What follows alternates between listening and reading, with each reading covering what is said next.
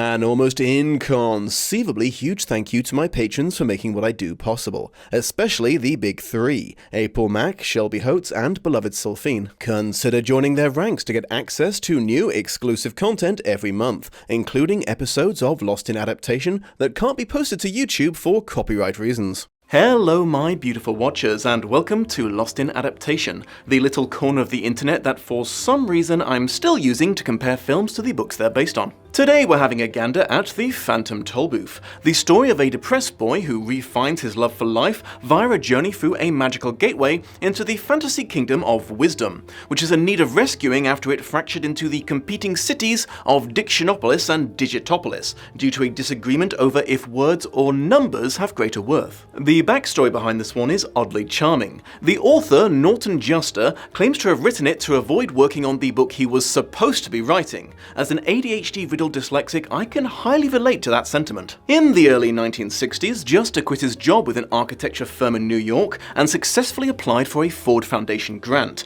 to write a children's novel themed around urban perception, i.e. how different people see and experience their environment in different cities. He was immediately struck with writer's block on this subject, so switched to writing what would eventually become The Phantom Tollbooth. He teamed up with his neighbor and friend Jules Pfeiffer, who would go on to become a Pulitzer Prize-winning cartoonist and satirist, to illustrate his book, and they apparently engaged in a good-natured trolling war with each other, as Juster would intentionally describe visually contradictory creatures for Pfeiffer to have to draw, and Pfeiffer would base embarrassingly goofy characters on Juster. Tollbooth received positive reviews on publishing in 1961, and to date is approaching 5 million copies sold worldwide. Fans include novelists Kathleen Shine and Deanna Wynne Jones. It's had its occasional critic over the years as well. A librarian in Colorado once declared it poor fantasy and attempted a small-scale ban by locking away all the copies. For my part, all I can say is if you like puns, you'll love this book. It's a pretty standard fantasy adventure of overcoming monsters to save princesses,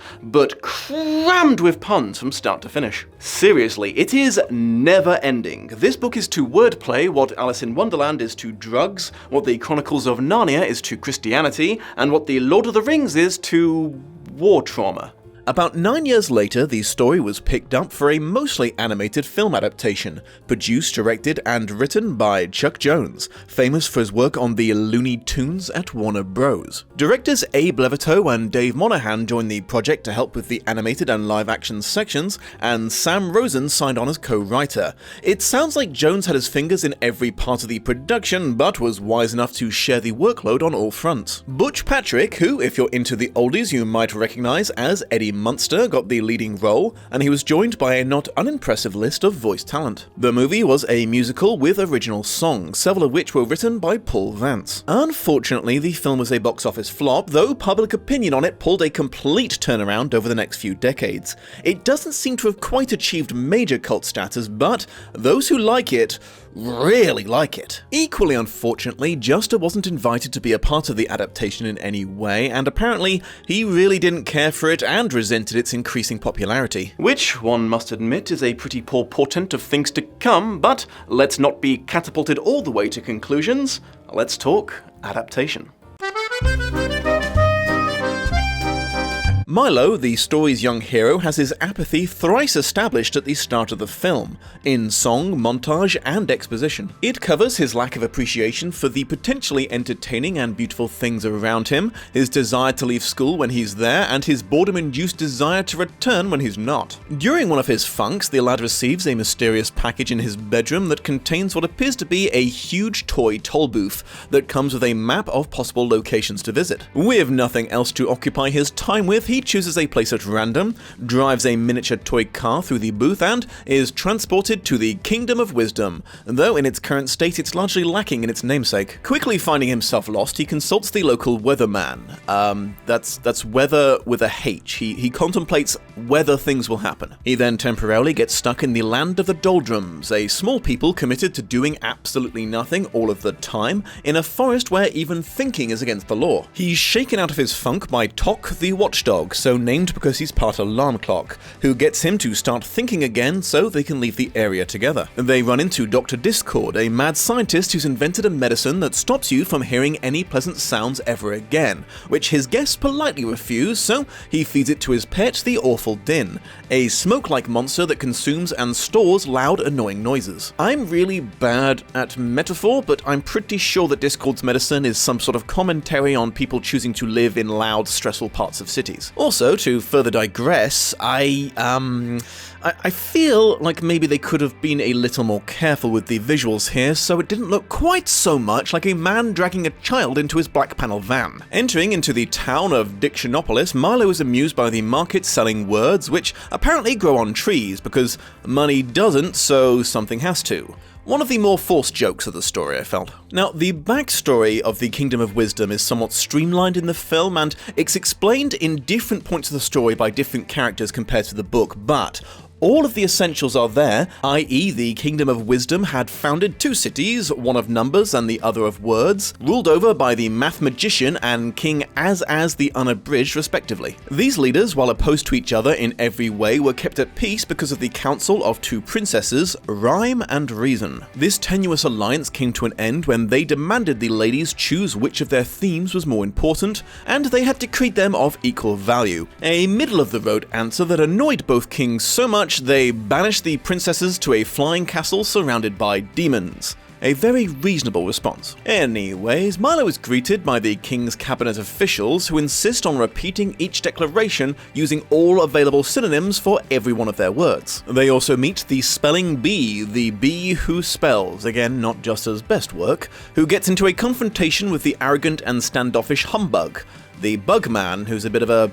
well, you get the idea. Their fight causes a ruckus in the market, and the local policeman/judge/jailer, Officer Shrift, blames Milo and Tok. He gives them a short sentence, I am, and a small additional penalty of 6 million years in prison. In the clink, they meet the Witch, another misleading title due to the cunning addition of the letter H. She explains that she used to be in charge of choosing which words people should use in a given day, but since she'd been imprisoned, the city folk had used as many words as possible all the time. Learning that no one actually cares if he stays in prison or not, Milo attends a feast hosted by the king, during which everyone is expected to eat their words. Milo convinces Az to repeal the princess's banishment and allow him and Tok to go and rescue them, and the humbug gets roped into the adventure entirely against his will. The ragtag group of plucky adventurers set off towards Digitopolis to get the Math Magician's blessing for the rescue, and on the way meet the Dodecahedron, who, as his name implies, has 12 faces. They finally meet the Math Magician and ask him what the largest number that exists is. He proves there is no such digit by having them think of the largest number they can, then instructing them to add 1 to it. I'm glad this was included because Juster once mentioned that this was based on a real-life conversation he had with a child that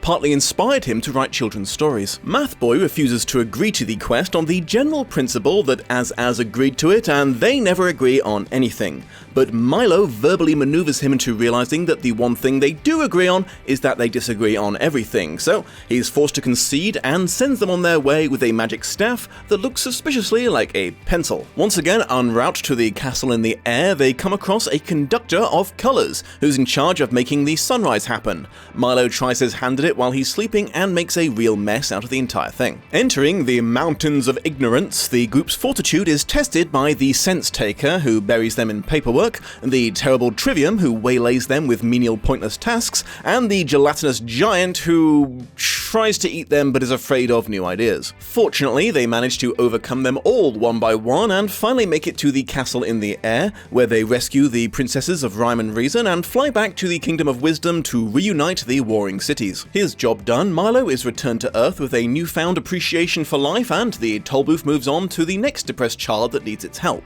The end. Equal to the moral of the book regarding appreciating the things around you is the overarching message that education is important and should be enthusiastically leaned into, not just on the learner's part, but the educators too, whose job it is to explain why such learning is important. This is absolutely carried over into the film. In fact, if anything, it's even more prominent there, as the mathematical theorems you see Milo ignoring in the opening play a direct part in overcoming obstacles later. If the opening montage is anything to go by, Milo isn't just failing to find the joy in life and knowledge, he has an active death wish as he walks into one highly dangerous situation after another. There are two young men with severe depression in the story now. Milo exchanges sad platitudes with his friend Ralph just before the booth shows up, then discovers that he's the next recipient of this magical Lexapro after he gets back to Earth. In a marvelous example of how a film score can radically change a scene, Milo's initial discovery of the booth comes off way more ominous in the film than I think Juster had intended.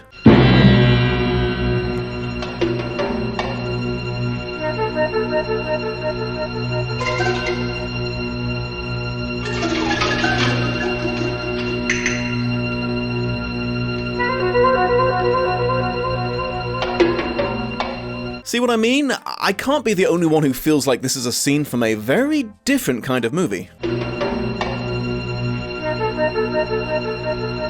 Ah, bonjour, it is I, the gift-wrapped killer.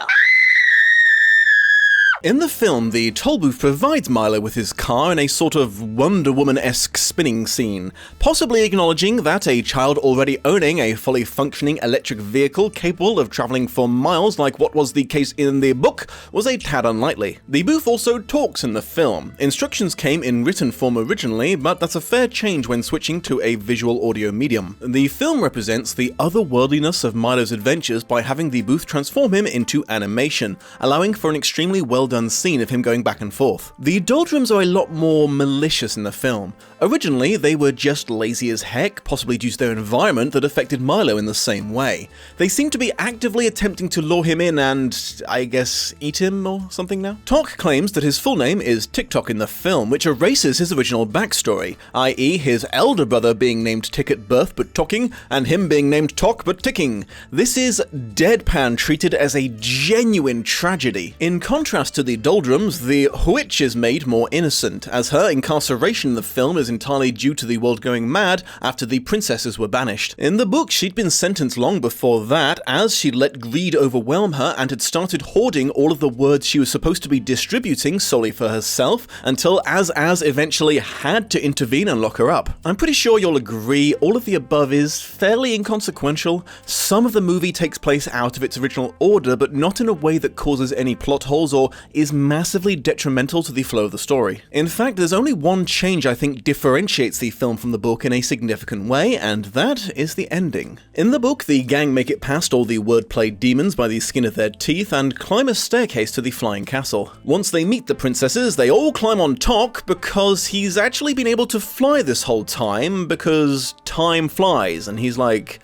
clock-themed, you know? He can't carry them far, however, and it looks for a while like they're going to be overrun by the pursuing army of nasties, but they're rescued by the arrival of another army that includes every character they've met throughout the whole book. The kings, the metaphors, and even the Mad Doctor, who fight a victorious battle against the monsters. Afterwards, as Milo is heading back to the Tollbooth, he hears Az and the math magician start to argue again, suggesting that the peace between them was only going to last the better part of an evening. In the film, Milo apparently decides to deal with this shit personally and solo, combining the powers of words and numbers he'd been given to fend off the forces of ignorance. Tok is given a fake-out death, and Milo runs up to the castle alone. Then he flies off with the weatherman who's been popping in and out of the story throughout the film, while the princesses just follow because they can also fly. Wait, so why the hell were they staying in the castle then? Were they prisoners on the honor system? I think overall, I prefer the book's ending. I like going out on a good charge of Helm's Deep, you know? Side note, women aren't super well represented in the book. In fact, the only examples I can think of are the witch and the princesses. Now, this was probably just an artistic choice, but the film seems to take this a step further by making the princesses literally faceless, driving home more than ever that who they are wasn't important to the story, just the calming effect they had on the men of the world. There were a few random encounters that Milo and Co ran into on their travels that didn't make it into the film. They made an involuntary stop at a town called Conclusions when they all jumped to it without realizing what they were doing. And by jumped to it, I mean they were shot up into the air for several miles until they landed there. There was a guard at the gate of Dictionopolis who said they couldn't go in without a reason, but was able to provide them with one out of storage. At one point, they attempted to get directions from the shortest giant in the world, the tallest short person in the world, world, the thinnest fat man in the world, and the fattest skinny man in the entire world. And amusingly, if predictably, they all turned out to be the same guy. They also made the acquaintance of Alec Binns, who appears to be a human boy aside from his inability to touch the ground with his feet. Apparently, his people hover at their adult height in childhood and eventually grow down to meet the ground. He thought doing it the other way around sounded highly inefficient and confusing. The biggest omission, however, was the second half of the sound-related story that started with Dr. Discord. Discord and the Awful Din were hanging around, making things worse for a town that couldn't make any sounds at all because the Guardian of all sounds was hoarding them all in her castle because she felt that people had abused the privilege of making noise. Milo was talked into helping out and sent to negotiate with her, smuggling a small sound out hidden in his mouth that they fed into a cannon, which destroyed her castle, freeing all the sounds. What's really crazy about all this is that it seems to make perfect sense while you're reading the book. Justo is really good at drawing you into the bizarre logic of his world. While initially upset that every sound that she had ever archived had been set free, the Guardian is relieved when the Awful Din arrives, having caught them all as they were going past, but not wanting them for himself, as he only liked unpleasant noises. None of this is in the film, but you can see a reference to it in the background of the Dr. Discord scene, as he plays around with the big brass cannon that they used to destroy the castle during his musical number. Final thoughts. I think that while I fully respect Norton Juster's opinion and understand that as the author he has every right to be annoyed at the changes made to his story, I must politely disagree with his dislike of the film. Despite a few changes and omissions, this film comes off as a creative attempt at loyally recreating the book's story, character, and themes. Would it have been cool to see all the missing parts? Absolutely, but realistically, that fun but inconsequential stuff is exactly the kind of thing that has to be cut to fit a film's runtime. The ending of the film is a little abrupt and leaves a few plot points on the table, but I have seen way worse sacrifices to the adaptation process. So, if you've been avoiding this film because the book meant something to you, I'd say you're safe to watch it. Thanks for joining me, my beautiful watchers. I shall leave you with the usual reminder that all YouTube channels are fueled with likes and comments, and some recommendations. If you want to keep the children's book adaptation train rolling, you can check out my reviews of The Chronicles of Narnia, or if you prefer something more adult, me tearing into the awful mess they made out of Earthsea might amuse you. See you next time.